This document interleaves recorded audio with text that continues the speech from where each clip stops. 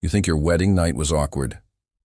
Try having your entire extended family, half the nobility, and a priest watching you get undressed and climb into bed with someone you barely know. Welcome to the medieval bedding ceremony, where privacy was illegal and your virginity was a public spectacle that required witnesses. The bedding ceremony wasn't some rare aristocratic quirk. It was standard procedure for any marriage involving property, titles, or political alliances. And here's the thing that makes it so much worse than you're imagining. They didn't just peek in and leave. They stayed, they watched, they waited for proof. Here's how it actually worked. After the wedding feast, the bride would be escorted to the bedchamber by a procession of female relatives and noblewomen. They would undress her completely, item by item, while offering unsolicited advice about what was about to happen. For girls as young as 12, who often had no real understanding of sex, this was the first indication that something terrible was coming. Meanwhile, the groom was being undressed by male relatives in a separate ritual. They would make jokes, offer encouragement, and sometimes provide him with wine or herbal concoctions meant to enhance his performance. The atmosphere was celebratory for the men, like a bachelor party that had gone too far. Then came the main event. The naked bride would be placed in bed first, often crying or shaking with fear. The groom would be led in, equally naked, and positioned beside her. A priest would bless the bed, sprinkling holy water and reciting prayers for fertility. Then the curtains would be drawn around the bed, but the witnesses wouldn't leave. High-ranking nobles, church officials, and family members would position themselves around the bedchamber. Some would sit in chairs, others would stand near the curtains. They would wait, listening for sounds that indicated the marriage was being consummated. Crying from the bride was expected and considered normal. Screaming was also fairly common, especially with very young brides. But here's where it gets truly sick. In cases involving royalty or extremely important political marriages, witnesses would actually examine the bed sheets afterward. They were looking for blood as proof of the bride's virginity and evidence that penetration had occurred. These sheets would sometimes be displayed publicly the next morning, hung from windows or presented to gathered nobility. Margaret of York's wedding to Charles the Bold in 1469 had dozens of witnesses document every detail of the bedding ceremony. The political stakes were so high that failure to consummate could have triggered a continental war. The pressure on both parties was enormous, but especially on Margaret, whose body had to provide physical evidence that satisfied international observers. Some grooms couldn't perform under this pressure. Court records show cases where witnesses waited for hours while the groom tried repeatedly to achieve an erection. The humiliation was crushing for everyone involved, but especially for the bride, who would have to go through this nightmare again and again until her husband could perform in front of an audience. For child brides, the terror was multiplied exponentially. 12-year-old girls who barely understood what sex was would be stripped naked in front of dozens of adults, placed in bed with a grown man, and expected to endure what came next without protest. Their crying and fear were dismissed as normal wedding night jitters, nothing to be concerned about. The ceremony served a brutal legal purpose. Without witnesses to consummation, the marriage could be annulled. In a world where marriages were primarily business contracts involving massive transfers of wealth and power, there needed to be proof that the deal was completed. The bride's body was both the contract and the signature, and everyone needed to verify that the transaction had gone through. But the bedding ceremony was just the opening act. What happened after the witnesses finally left, when the couple was truly alone for the first time, that's when the real horror began. What the bedding ceremony witnesses didn't stick around for was the aftermath. Once they had their proof and left the chamber, the bride was alone with her new husband, and nobody was coming to help no matter what happened next. Medieval medical records paint a picture of first-night injuries so severe that many girls never fully recovered. Let's start with the most documented case. Margaret Beaufort. She was 12 years old when Edmund Tudor, aged 24, consummated their marriage. Margaret's body was so underdeveloped that pregnancy and childbirth nearly killed her. But the initial trauma of that first night caused immediate damage that court physicians documented in shocking detail. Medieval doctors described what they called the tearing of maidenhood, as if it was a minor inconvenience, something every woman had to endure. But medical texts from the period reveal they were actually documenting brutal sexual trauma. Physicians wrote about brides requiring immediate medical attention after wedding nights, suffering from excessive bleeding, torn tissue, and injuries that wouldn't heal properly. A 13-year-old bride named Agnes de Valence bled so severely after her wedding night in 1247 that physicians had to be summoned immediately. The records describe her as grievously wounded in her private parts and note that she required weeks of bed rest. The cause? Her 40-year-old husband had, according to the medical report, been overly vigorous in claiming his marital rights.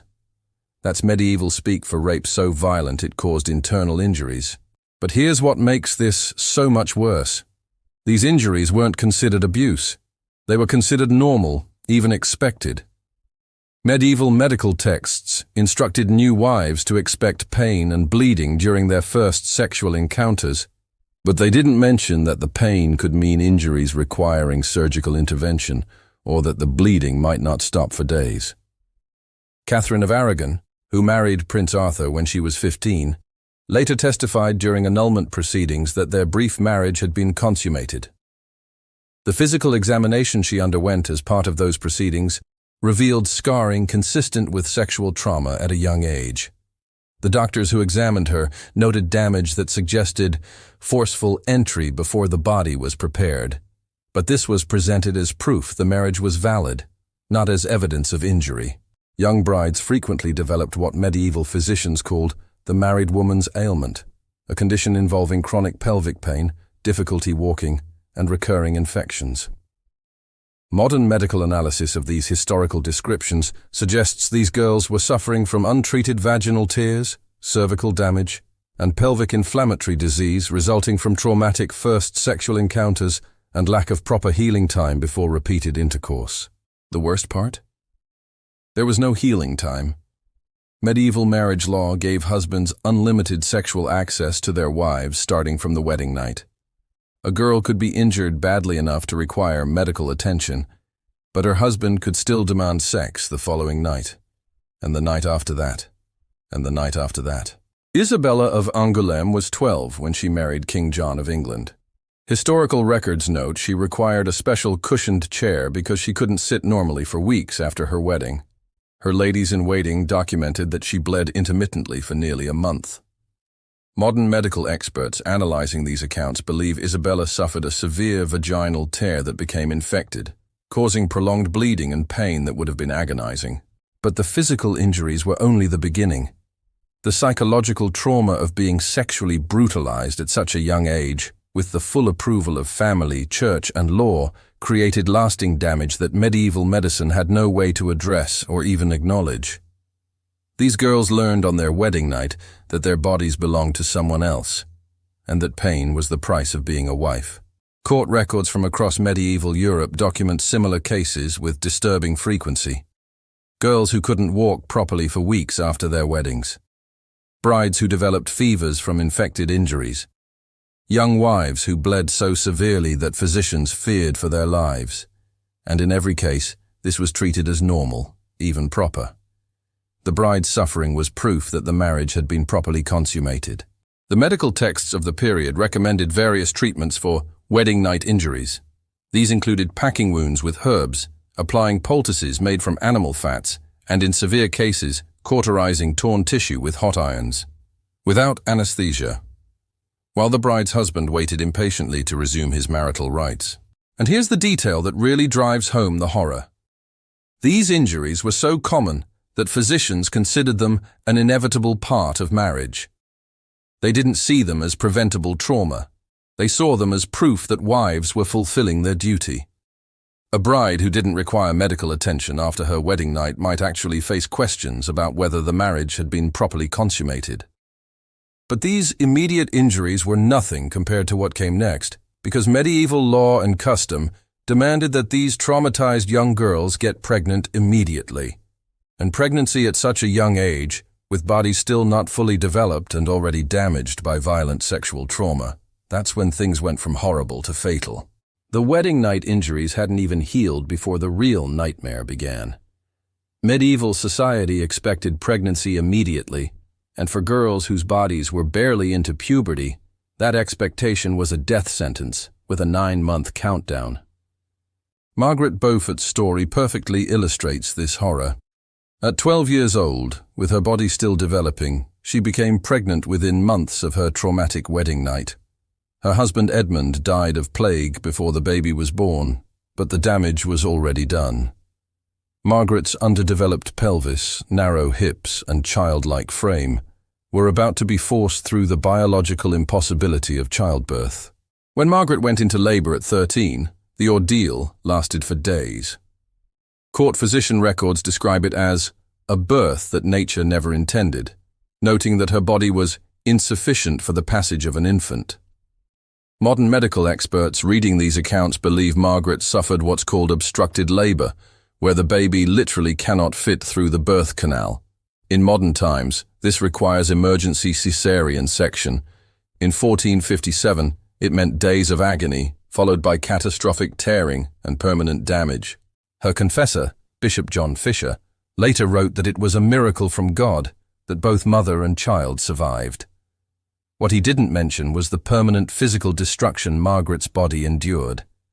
Despite marrying twice more after Edmund's death, Margaret never conceived again. The trauma of that first childbirth at 13 had rendered her sterile for life. Her reproductive system had been obliterated trying to do something it was biologically unprepared for. But Margaret was lucky. She survived. Most child brides who became pregnant that young didn't.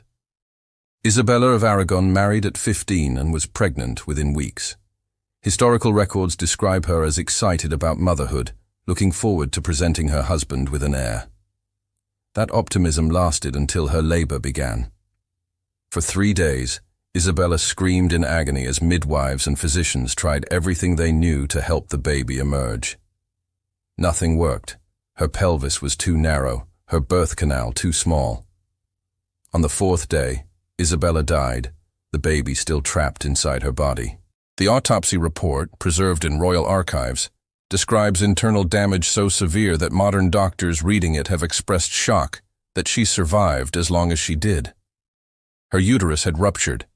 She had bled internally for hours. The baby had died first, and then Isabella slowly bled to death from the inside while physicians stood helplessly by, their medieval medicine utterly useless against biological reality. This wasn't rare. This was normal. Medieval statistics show that approximately 1 in 3 women died during childbirth or from complications shortly afterward. For brides under 15, the mortality rate was even higher. Their bodies simply weren't ready, and medieval medicine had no answer beyond prayer and hope. The medical understanding of the time made everything worse. Physicians believed that bloodletting during labor would balance the humors and ease delivery. So girls already losing dangerous amounts of blood from tearing and hemorrhage would have additional blood deliberately drained from their arms. Some bled to death before the baby even crowned. They used birthing chairs designed to speed up delivery by having gravity assist the process. Sounds reasonable until you understand these chairs often caused additional tearing because they forced the baby through the birth canal too quickly before tissues had time to stretch. Girls would be strapped into these chairs for hours, screaming as their bodies literally ripped apart. Wealthy noble families had access to the best medical care available, which in medieval times meant they had access to more ways to die. Court physicians would administer herbal concoctions meant to strengthen labor contractions, often causing the uterus to contract so violently that it ruptured. They would attempt manual manipulation, reaching inside to reposition the baby, almost always causing infections that killed days later, even if the birth itself succeeded. Joan of Kent survived childbirth 4 times before dying on her 5th pregnancy at age 31. Each previous birth had caused progressively worse damage. By her final pregnancy, her uterus was so scarred and weakened that it couldn't withstand the contractions. She hemorrhaged to death in minutes once labor truly began, the baby dying with her. But surviving childbirth wasn't the end of the danger. Medieval medical practice demanded that new mothers remain in bed for weeks after giving birth, lying in their own blood and fluids, because bathing was considered dangerous for recovering mothers. Infections were almost guaranteed. Puerperal fever, caused by bacterial infection of the uterus, killed countless women who had survived the actual birth. Anne of Bohemia, Queen of England, survived a difficult labor only to develop a fever 3 days later. Within a week, she was dead. The infection had spread from her uterus throughout her body. Medieval physicians had no antibiotics, no understanding of germ theory, and no way to help beyond more bloodletting, which only weakened her further. The cruelest part was that surviving one pregnancy meant nothing. Medieval wives were expected to become pregnant again as soon as possible after giving birth. Some women found themselves pregnant again within months, their bodies given no time to heal from previous trauma before being subjected to it all over again. Eleanor of Aquitaine survived 10 pregnancies during her lifetime. 10 times she risked death. 10 times her body was torn apart and had to rebuild itself. By her later pregnancies, the damage was so severe that court records note she could barely walk in the final months, her pelvis so damaged from previous birth that it couldn't support the weight of another pregnancy. Most noble women faced 8 to 15 pregnancies during their reproductive years. It was pregnancy after pregnancy after pregnancy, an endless cycle of 9-month death countdowns that eventually killed them or destroyed their bodies so thoroughly that they spent their remaining years in chronic pain and disability. And here's the statistical reality that makes this even more horrifying. For every woman who died in childbirth, there were many more who survived with catastrophic injuries. Prolapsed organs, where the uterus or bladder would literally fall out of the body. Fistulas, holes torn between the vagina and bladder or rectum that caused permanent incontinence. Pelvic floor damage that left women unable to walk properly for the rest of their lives. These weren't rare complications.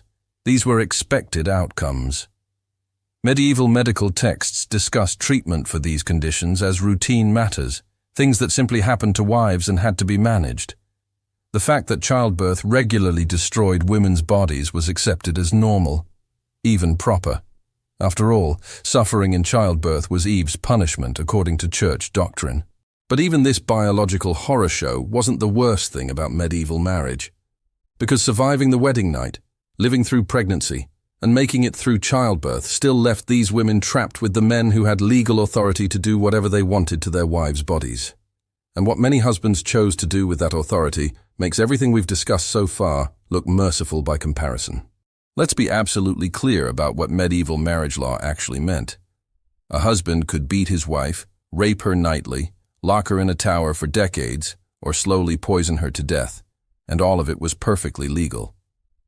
Marriage didn't just give men sexual access to women's bodies. It gave them ownership, complete and absolute. The doctrine of reasonable chastisement meant husbands could physically discipline their wives for any behavior they considered improper, and reasonable had an incredibly broad definition. There are documented court cases where judges ruled that beating a wife with a stick was acceptable as long as the stick was no thicker than the husband's thumb. That's where the phrase rule of thumb actually comes from, a measurement for how much violence was legally permissible against your spouse. But most husbands didn't need sticks because medieval law gave them something even more powerful: complete isolation. A man could lock his wife away from everyone, including her own family, and nobody could legally stop him. Eleanor Cobham, Duchess of Gloucester, spent years imprisoned by her husband's political enemies, with her husband's full cooperation.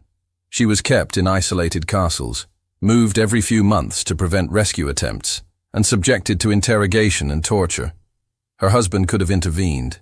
He chose not to. Under medieval law, he had every right to allow his wife to be treated this way because she was his property, and he could choose to protect that property or not. But Eleanor's case wasn't about a cruel individual husband. It was about a legal system that made women completely vulnerable to their husbands' whims and the political machinations of powerful men who could manipulate those husbands. The most famous example of legal spousal murder is Henry VIII. When Anne Boleyn failed to produce a male heir and Henry grew tired of her, He didn't just divorce her. He had her executed for treason. The charges were absurd. Adultery with multiple men, including her own brother. The evidence was extracted through torture and consisted mainly of servants reporting innocent conversations as proof of affairs. None of it mattered. Under medieval and early Tudor law, a wife's adultery was considered treason because it threatened the royal succession. Anne Boleyn was beheaded on May 19, 1536, after a trial that was nothing more than legal theater. Henry had decided she needed to die, and the law gave him the tools to make it happen. Catherine Howard received the same treatment. When Henry discovered she had previous relationships before their marriage and possibly took a lover afterward, he didn't hesitate. She was 19 years old when she was beheaded. Her supposed crimes were based more on Henry's paranoia and disappointment than actual evidence, but it didn't matter. A husband's word was law, especially when that husband was the king. But here's what most people don't realize.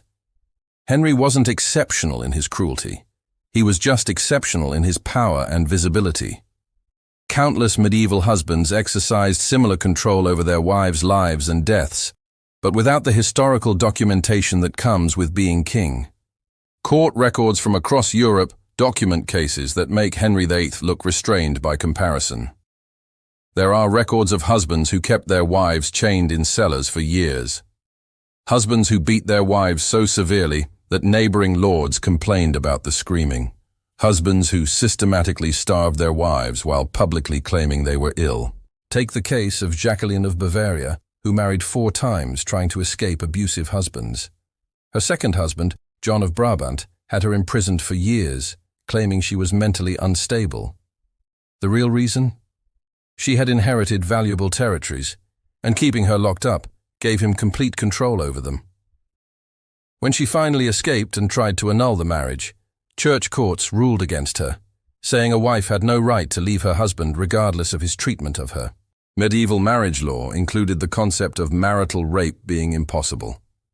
A husband could not rape his wife because marriage gave him permanent consent to her body.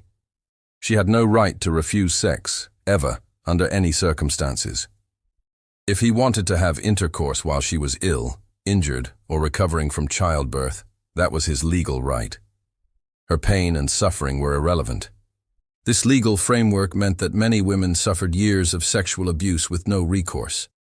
A wife could be forced to endure her husband's demands nightly, regardless of injuries or illness. If she resisted, he could beat her. If she complained to authorities, they would remind her that submitting to her husband was her marital duty. Some women were literally worked to death by their husbands. They would be kept constantly pregnant, denied adequate food or rest, and forced to perform household duties even when ill. When they finally died, often young, their deaths were attributed to natural causes or weak constitutions, never to the systematic abuse that had destroyed their health. Catherine of Aragon spent her final years essentially under house arrest, forbidden by Henry VIII from seeing her daughter Mary. She was moved repeatedly between increasingly remote and uncomfortable residences. She was denied adequate heating, proper food, and medical care. Her letters describe pain, cold, hunger, and desperate loneliness. Many historians believe she was slowly poisoned, but even if she wasn't, the deprivation she endured was a form of murder that her husband orchestrated with complete legal authority. And divorce. That was virtually impossible. The Catholic Church controlled marriage, and they only granted annulments under very specific circumstances. You had to prove the marriage was never valid in the first place, usually by proving it was never consummated. This required humiliating public examinations, where women had to undergo physical inspections to prove they were still virgins. These examinations were conducted by midwives and physicians, often male, in front of witnesses. Women would be forced to submit to invasive procedures, while strangers debated whether their hymens were intact. Even if they could prove non-consummation, the process could take years and cost enormous amounts of money. Most women simply couldn't afford it, so they were trapped. Trapped in marriages with men who could legally beat them, rape them, imprison them, or kill them. The law was crystal clear about a woman's place. She had no legal identity separate from her husband. She couldn't own property, sign contracts, or testify in court without his permission. If he decided to destroy her, slowly or quickly, that was his right as her husband. Medieval court records are full of cases where women tried to escape abusive marriages and were forcibly returned to their husbands. When they ran to their families for protection, the families often sent them back, knowing that defying a husband's marital rights could result in legal action against the entire family. When they sought help from the church, they were told that suffering was a wife's lot in life, and that enduring abuse was pleasing to God. The most chilling part isn't the individual cases of cruelty. It's the system that made this cruelty legal, normal, and unchallengeable. Medieval marriage didn't just fail to protect women. It was specifically designed to make them vulnerable, to strip them of all rights and autonomy, and to give men absolute power over their bodies and lives. And even if a woman somehow survived all of this, even if she endured the wedding night trauma, the pregnancy nightmares, and years of legal abuse, there was one final betrayal waiting for her. Because widowhood in medieval society brought its own special kind of horror, one that would strip away everything she had suffered to maintain. You survived the wedding night. You lived through multiple pregnancies that should have killed you. You endured years of legal abuse from a husband who owned your body. Finally, mercifully, he dies. You're free, right? Wrong. Because medieval widowhood was designed to punish women one final time for the crime of outliving their husbands. Medieval inheritance law was brutally simple. Everything belonged to men. When a husband died, his property didn't go to his widow. It went to his male relatives, usually his eldest son or closest male heir. The woman who had suffered for years to maintain that property, who had risked death repeatedly to produce those heirs, got nothing. Jacquetta of Luxembourg was one of the wealthiest women in England through her marriage. When her husband died, she discovered that her wealth had never actually been hers. Her stepson inherited everything. The properties she had managed for decades, the income she had relied on, all of it vanished overnight. She went from being a powerful duchess to being dependent on the charity of a stepson who resented having to support her. But at least Jacquetta had a stepson who provided minimal support. Many widows weren't that lucky. Medieval law required heirs to provide widows with a dower, usually 1/3 of the deceased husband's estate. In practice, heirs frequently refused to pay it, and widows had to engage in expensive legal battles to claim even that fraction of what should have been theirs. These legal fights could last for years. Meanwhile, the widow had no income, no property, and no way to support herself. Some were forced to sell their personal belongings just to eat. Others became dependent on relatives who treated them as burdens. Many ended up in convents, not because they had religious callings, but because it was the only way to avoid starvation. Margaret Beaufort, despite her high status as mother of the future king, had to fight repeatedly for her inheritance rights. Every time one of her husbands died, she faced legal challenges from his relatives who wanted to keep her dower for themselves. She only maintained her wealth through constant legal warfare and strategic remarriages. Most widows didn't have her resources or connections, and remarriage was often the only option for survival.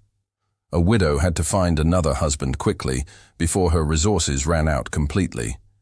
But this created its own nightmare because desperate widows were vulnerable to exploitation. Men would marry wealthy widows solely to get access to their dower, then treat them with contempt or worse. Some widows married 4 or 5 times, each marriage ending with widowhood and the same financial devastation. Each time, they had to start over, negotiate new terms, and hope this husband wouldn't die and leave them destitute again. It was a vicious cycle where survival meant repeatedly entering the same legal arrangement that had destroyed them the first time. The cruelest cases involved young widows with children. Margaret Beaufort was 13 when Edmund Tudor died, leaving her pregnant. She was completely dependent on Tudor family charity during her pregnancy and after giving birth. If Edmund's family had chosen to abandon her, she and her newborn son would have had no legal recourse. They could have taken everything and left her to starve. Older widows faced different horrors. Women in their 40s or 50s, bodies destroyed by multiple childbirths, found themselves unmarriageable and destitute. They had spent their entire adult lives serving their husbands' interests, producing heirs, managing households, and enduring abuse. Their reward? Poverty and social irrelevance. Court records document cases of noble widows dying in poverty, women who had once lived in castles ending their lives in single rooms, dependent on grudging charity from relatives who considered them burdens. Their bodies were worn out from years of childbearing, their health destroyed by repeated pregnancies and lack of medical care, and they had no resources to maintain themselves in their final years. Some widows were literally chased out of their homes within days of their husbands' deaths. Heirs would arrive with legal documents and armed men, demanding the widow leave immediately so they could take possession of their inheritance. These women would be forced out with only the clothes they wore, everything else claimed by the new owner. The church, which had supposedly sanctified these marriages and preached about caring for widows, did virtually nothing to help. Yes, they established some charitable institutions for destitute widows, but these were overcrowded, underfunded, and provided only the most basic subsistence. A widow who entered one of these institutions was essentially admitting she had no family willing to support her, which carried enormous social stigma.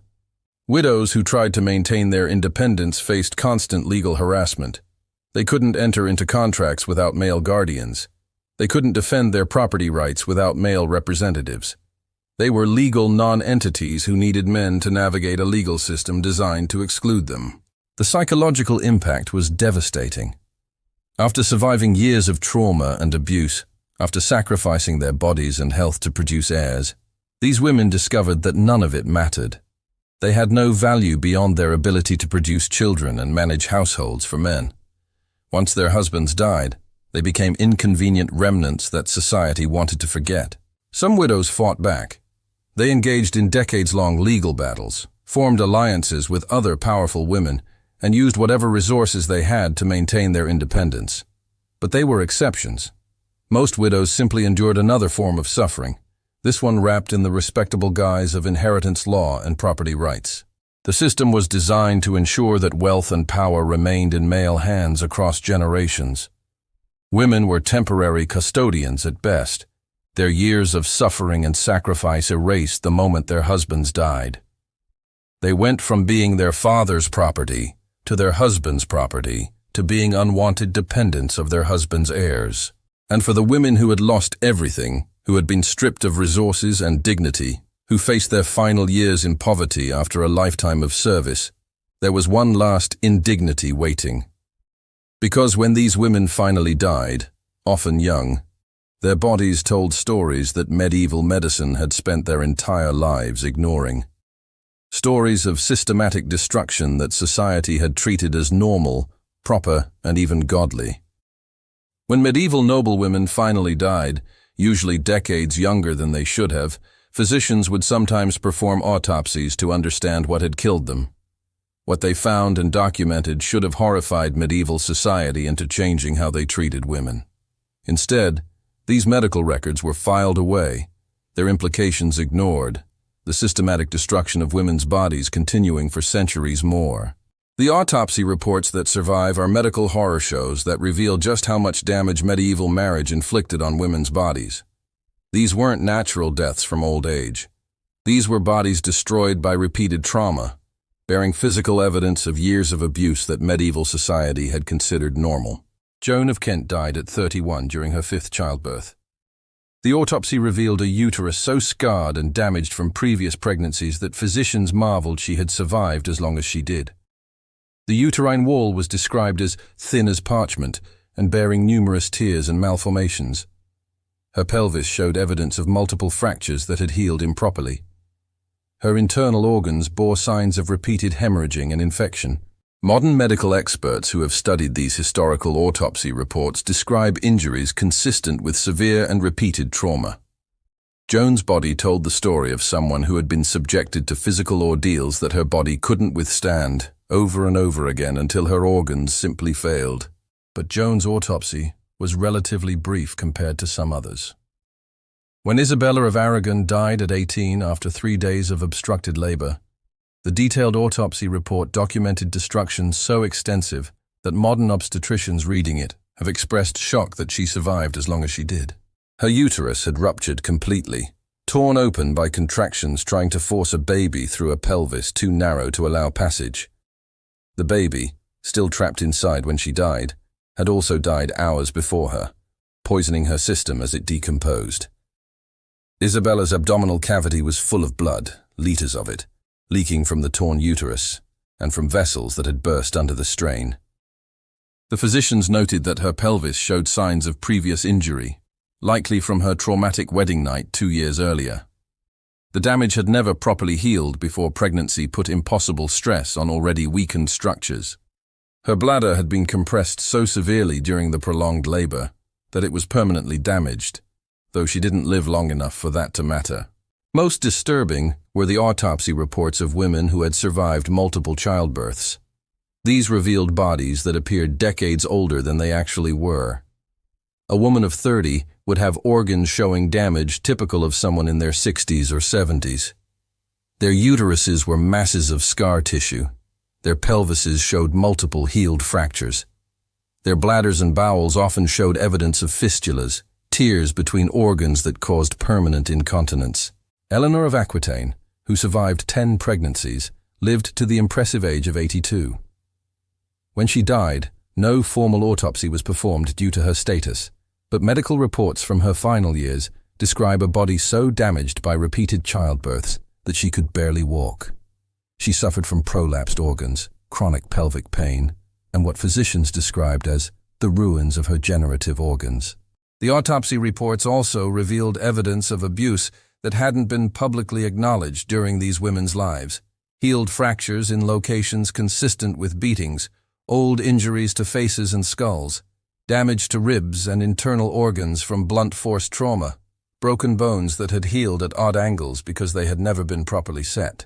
One particularly detailed autopsy from 1342 documented the body of a 26-year-old noblewoman who had died suddenly.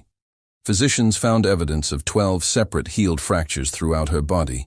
Her jaw had been broken and healed incorrectly. Several ribs showed signs of repeated breaking. Her skull had a depression consistent with being struck with a heavy object. The official cause of death was listed as sudden fever, but the autopsy revealed a woman who had been systematically beaten for years. Medieval physicians documented these findings with clinical detachment, describing the damage without acknowledging what had caused it. They noted the injuries, but didn't question why so many young women's bodies showed evidence of repeated trauma. The systematic destruction of women through marriage was so normalized that even physicians examining the physical evidence didn't see it as evidence of anything wrong with the system. The reports on women who died from childbirth-related complications painted an even grimmer picture. Ruptured uteruses were common enough that physicians had standard language for describing them. Massive internal hemorrhaging was noted matter-of-factly. Infections that had spread throughout the body were documented without horror, just medical curiosity about the progression of the disease. Some autopsy reports noted that women had died with babies still trapped inside them, the infants having died first and then poisoning the mother's system. Others described women whose pelvises had been so damaged by previous childbirths that there was no way the current pregnancy could have ended in live birth. These women had been doomed from the moment they conceived, their damaged bodies unable to safely deliver, but they had no choice but to carry the pregnancy to term and hope for a miracle that medical science couldn't provide. The autopsy of Anne of Bohemia, who died of puerperal fever a week after childbirth, revealed an infection so extensive that it had spread from her uterus throughout her entire abdominal cavity. The physicians noted that the infection had likely started during the birth itself, probably from contaminated instruments or unwashed hands. In their clinical language, they described her uterus as putrefied and her abdominal cavity as full of corrupted matter. Modern doctors reading these medieval autopsy reports consistently described the same reaction: horror at the extent of damage these women's bodies had sustained, and shock that medieval medicine documented it so thoroughly while doing nothing to prevent it.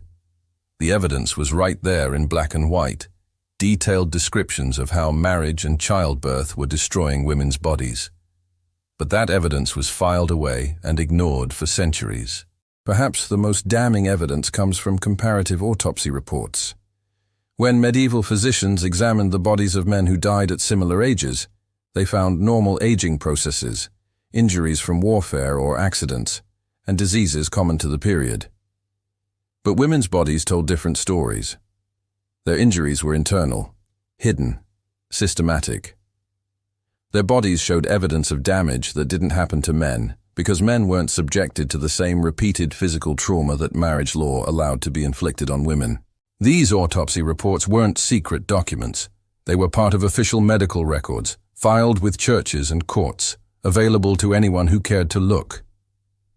Medieval society had access to detailed forensic evidence of what their marriage customs were doing to women's bodies. They chose to ignore it because acknowledging the truth would have required changing a system that benefited men and transferred wealth and power through women's suffering. The final bitter irony is that these autopsy reports survive in archives today, preserved as historical medical documents. Modern researchers can read them and understand exactly what medieval marriage meant in physical terms. We have forensic evidence of the systematic destruction of women's bodies, documented by the physicians of the time, written in clinical language that doesn't flinch from describing the carnage. Medieval women's bodies were the physical manifestation of a legal and social system that treated them as disposable resources. The autopsy reports prove it, in detailed medical language, case after case of young women whose bodies were destroyed by a system that considered their suffering normal, their injuries expected, and their deaths unfortunate but inevitable consequences of their primary purpose, producing heirs for men who owned them. Those reports sit in archives today, silent testimony to centuries of normalized brutality, waiting for people to read them and understand what "till death do us part" actually meant when marriage was a legal arrangement that gave men ownership of women's bodies, and medieval medicine documented the results without seeing anything wrong with the system that caused them.